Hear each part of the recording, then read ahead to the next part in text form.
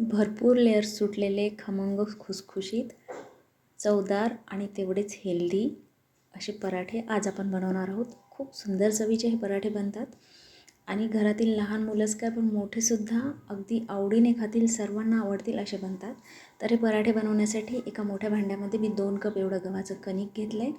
थोडासा ओवा टाकायचा आहे, भाजलेल्या जिऱ्याची पावडर, चवीनुसार मीठ आणि 1 चमचा तेल घातले. आता हे सर्व मिक्स करून घेऊया आपण आणि थोडं थोडं पाणी घालून मध्यम घट्ट असं कणिक मळायचं. आता हे कणिक 4 ते 5 मिनिटासाठी आपण साईडला ठेवूया. तोपर्यंत सारणासाठी लागणाऱ्या भाज्या चिरून घेऊया. त्यासाठी एक टोमॅटो बारीक चिरून घेणार आहोत, मिरची, कोथिंबीर आणि पत्ताकोबी ह्या सर्व भाज्या आपण बारीक चिरून घेऊया. 2 मध्यम आकाराचे कांदेसुद्धा मी कापून घेणार आहे आणि थोडासा लिंबाचा रस लागेल. बऱ्याचदा डब्याला काय द्यावा हा प्रश्न असतो. तर हा एक पराठा जरी तुम्ही मुलांना बनवून दिला तर अगदी पोटभरीचं होईल त्यांना खायला. आणि मुलांनाच काय तर सर्वांना आवडतील असे पराठे बनतात. तुम्ही टिफिनमध्ये अगदी आरामात नेऊ शकता. आणि हा पराठा बनवला तर अगदी लोणच्यासोबत, सॉससोबत किंवा एखाद्या चटणीसोबत खाल्ला तरीही छान लागतो. बऱ्याचदा काय होतं की नेहमीची भाजी पोळी खाऊनसुद्धा मुलं घरातले कंटाळतात.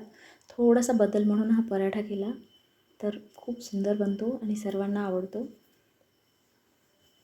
शिवाय आता हिवाळ्याच्या सीझनमध्ये भाज्याही भरपूर प्रमाणात बाजारात आलेल्या असतात, छानही लागतात. तेव्हा हा पराठा तुम्ही नक्की ट्राय करा. तर आपल्या सर्व भाज्या बारीक चिरून झालेल्या आहेत. पत्ताकोबी आपण अशीच बारीक चिरून घेऊयात.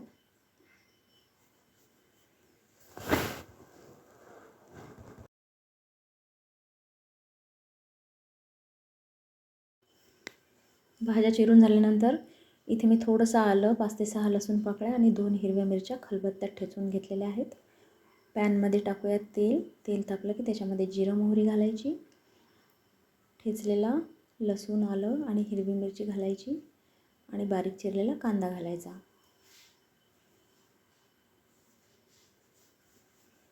कांदा थोडासा नरम झाला की थोडासा टोमॅटो घालूया आपण साईडला.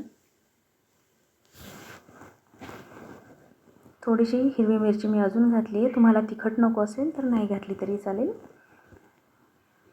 टोमॅटो पण थोडासा नरम झाला आहे आणि कांदाही भाजला आहे. तर आता चवीनुसार मीठ घालूया.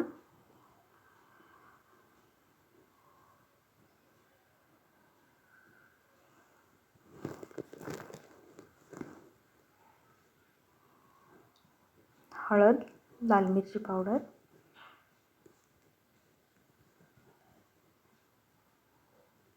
आणि आता टाकूया ह्याच्यामध्ये बारीक चिरलेली पत्ताकोबी. मसाले भाजल्यानंतर गॅसची फ्लेम मध्यम ठेवायची. इथे मी चाट मसाला, जिरे पावडर, धने पावडर आणि थोडंसं काळं मीठ घातले. त्यामुळे ह्या सारणाची चव छान येईल.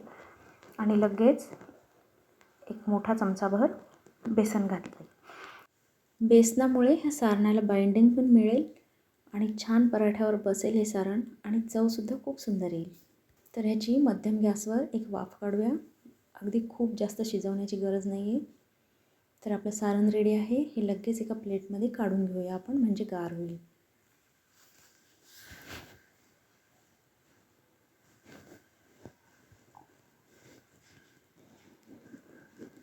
सारण जोपर्यंत गार होते तोपर्यंत आपण या पराठ्यासोबत खाण्यासाठी एक चटणी बनवूया टोमॅटोची.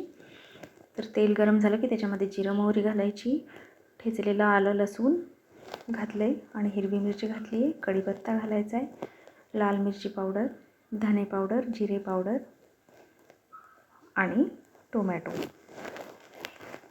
टोमॅटो थोडासा नरम झाला की ह्याच्यामध्ये चवीनुसार मीठ घालायचं आणि अगदी थोड्या पाण्यावर ही भाजी छान नरम होईपर्यंत शिजू द्यायची. पूर्ण शिजून झाली की अजून थोडंसं पाणी घालून ठेवायचं.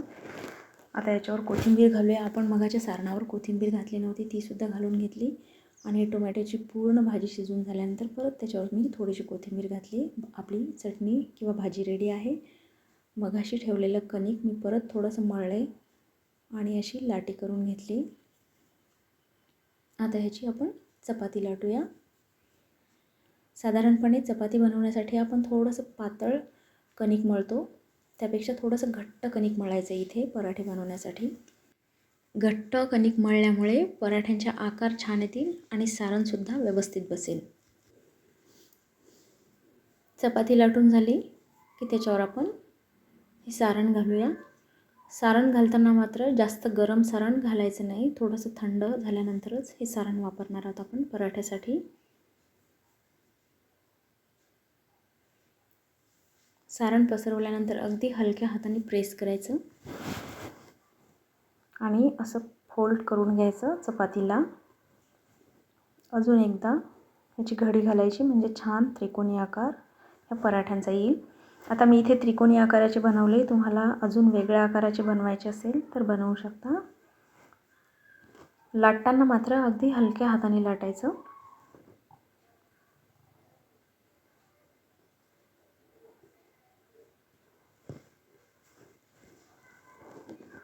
पराठे लाटून झाले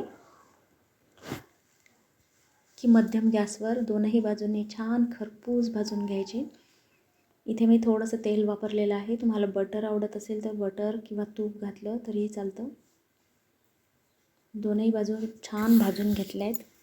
एकदम खमंग, खुसखुशीत, चवदार असे आपले पत्तागोबीचे पराठे तयार आहेत. टेस्टी पण आहेत, हेल्दी पण आहेत.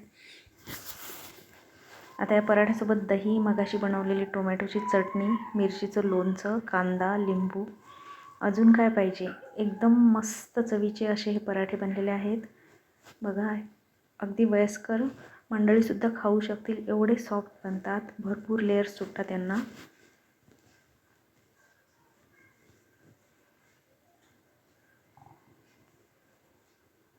तर असे मस्त चवीचे खमंग खुसखुशीत पराठे तुम्हीसुद्धा ह्या हिवाळ्यामध्ये बनवून बघा.